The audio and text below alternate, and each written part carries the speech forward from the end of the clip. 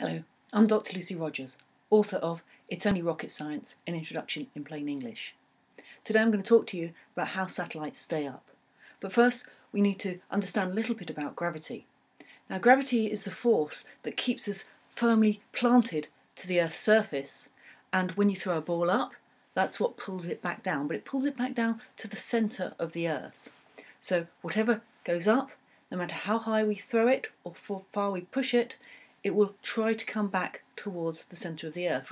The centre of the Earth is effectively pulling it down. The ball that we're throwing up is actually pulling the Earth towards it as well, but it's such a small scale that the Earth is so large that the ball is pulled back towards the centre of the Earth. Now we know that the Earth is round. We see it in our globes. We can also see it if we go down to the beach. We can look out to a horizon of water and hold something straight up, we'll be able to see that the Earth curves over the top of the water.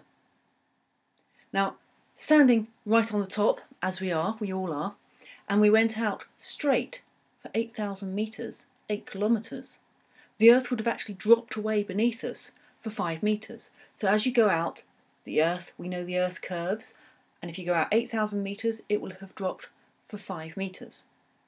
So 5 metres is effectively a couple of stories high.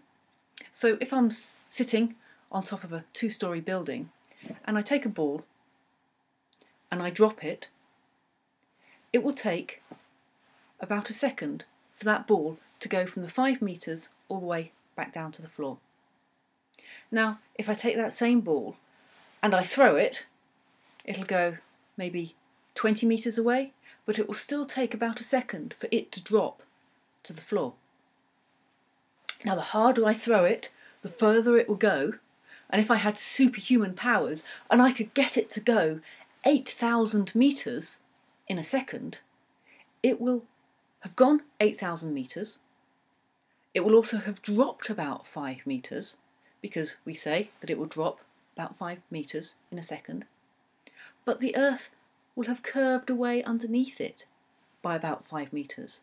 And so even though I have thrown it out straight, but it has fallen down 5 metres, the Earth has curved away underneath it 5 metres, and so it is still 5 metres above the surface of the Earth.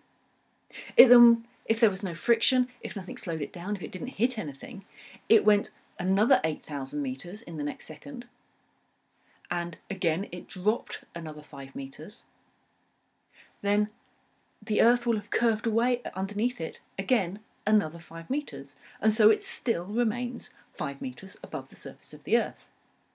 Now, if this carried on, about just over an hour later, that ball would come all the way back round and hit me in the back of the head.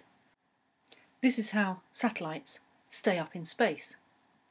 They may be 300 kilometres up, and as they're going round, they're still being pulled towards the centre of the Earth, but the Earth is dropping away underneath it.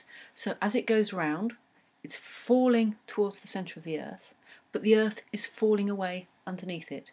So satellites are actually continually falling as they go round the world. And as they fall, the Earth curves underneath it.